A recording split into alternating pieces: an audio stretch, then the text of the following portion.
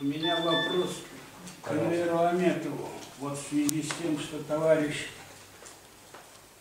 сказал с вашего микрорайона о том, что сказали, отрежем газ. Нет, они не сказали отрежем газ. Ну, если не будет, предполагается, то предполагает. Да? Так вот, уважаемый Энвер, вас 8 раз выселяли. У вас отрезали свет, воду, остальное. Просветите людей, потому что время прошло, и сейчас все это кажется в розовом свете. Если можно, отвечу. В те годы при советской власти, еще не было перестройки, отрезали, ну, я не буду говорить, уже много говорили, протоколы составляли, судили, людей доводили до самосожжения, знаете, самоповешения. Кроме того, отрезали свет, обрезали. Кто не исполнял решение сельского совета, ну, в основном в сельской местности были, увольнялись с работы. Огороды перепахивали трактором, если ведь что-то посеяли, воду обрезали, отрезали, не давали воду, чтобы вынуждали, чтобы без применения каких-то сил вы покинули пределы Крыма. Ну, если вот можно много рассказывать, поэтому вкратце, да, это было. То есть это сейчас начнется, уже начался такой вот, но уже начался, вот, если у человека был газ, он не может книжку получить, значит ему отрежет газ. Все, запрет. Дальше свет, дальше воду. Раз нету ничего, значит незаконно это все. Я не буду говорить о финансовой стороне вопроса уже. Уже тут сказали, можно очень много говорить. Куда смотрит кое-кто. Все, я по вопросу ответил, если у кого-то есть еще вопросы. Очень много можно говорить бесконечно. Вы же представьте себе, что наши монопольные организации получат неограниченные права. Сегодня уже возвращающиеся на историческую родину депортированные не могут прописаться годами. Вот крымско-татарские журналисты не дадут солгать. В Ахмечете только порядка 100-127 не могут прописать в дома, и их заставляют сдайте дом в эксплуатацию. У него еще временная крыша, он не может там на песок собрать денег, а его заставляют, дети не прописаны, не зарегистрированы. И таким образом, теперь, что касается субсидий, вот представьте себе, тысячи крымских татар, они безработные, сами застраиваются. Не сдали дом в эксплуатацию, не могут, соответственно, собрать все документы и пользоваться субсидиями. Я в пример просто поставлю. Вот стоял в сберкассе, платил за коммунальные платежи. Не в обиду другим вот, населяющим Крым людям. По 3-5 книжек приносят. Так удивительно было. Думаю, вот молодцы. Каждая книжка, это каждая квартира, наверное. Да, действительно, по 3-4 квартиры, может, соседей и так далее. Они все суммарно заплатили в 2 раза меньше, чем я заплатил за один газ у себя дома. Когда я задаю вопрос, а как же так? Они, оказывается, пользуются субсидиями. То есть им более 20%, там, по-моему, так, субсидирует государство.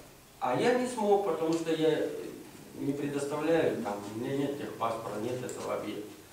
И поэтому плачу столько денег. Вот вам еще один маленький пример, где есть некое неправильно. Люди 22 года живут, прописать в свой дом внучку, дочку не могут, принести техпаспорт. И так далее и тому подобное. Азарова я понимаю, у него 20 с лишним регионов, нет такой проблемы. В Сумах, допустим, нет такой проблемы. Действие этого закона никто не будет отрицать в введении этого пункта. В Ривном и в Киеве тоже не будут. Только по Крыму. Вот мы и пытаемся донести до общественности и до руководства, чтобы по Крыму именно приостановили этот дискриминационный закон. Теперь, если назвать цифры, в 1944 году 80 350 домов, согласно этого акта, было забрано у крымских татар. 2400 кладбищ крымско-татарского народа общей площадью 5000 гектаров были уничтожены и разграблены. Колхозных школ начальных 640, средних 221. Тоже точно так же были забраны. Пожалуйста. Компания новости. Скажите, пожалуйста, как вы будете приостанавливать закон, какие ваши действия конкретные, если можно по пунктам? Я сам приостановить закон не смогу. Ну, Поэтому Ваши мы подготовили обращение, в котором требуем руководства именно принять некоторые меры по действию этого закона вот здесь в Крыму. Масса законов принятых есть, которые не действуют. Вот они пусть и думают там, так как мы в свое время, ну, будем говорить, наш представитель не подумал об этом.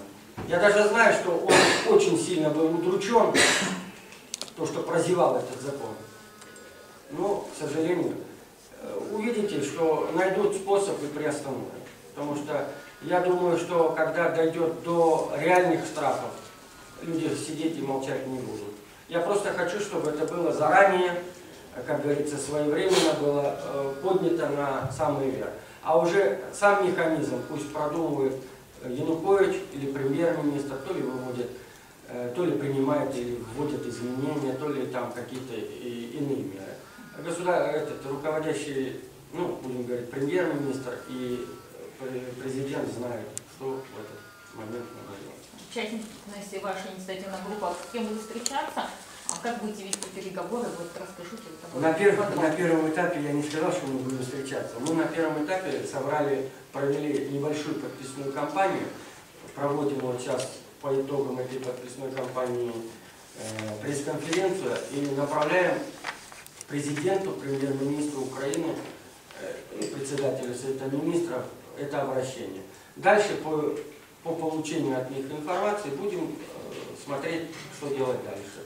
То ли это будет более шире, будем людей подключать, собирать. Масса есть примеров разных движений и разного рода там инициатив. Поэтому будем думать, как воспримет сам народ. Если народ поддержит эту инициативу о создании вот этого первого шага, то будем, значит, выходить на всекрымское какое-то инициирование, то ли, ну, посмотрим, сейчас заранее говорить об этом. Не знаю пока. Хочу, чтобы вы правильно осветили, что третий раз грабить люди себя не дадут уже, находясь на исторической родине. Настроение очень активное. Пожалуйста, спросите у любых. Многие говорят, да я взорву, да я выгоню. Но это все пока разговоры. Вот когда до фактов дойдет, это будет уже действие. Я вам серьезно говорю.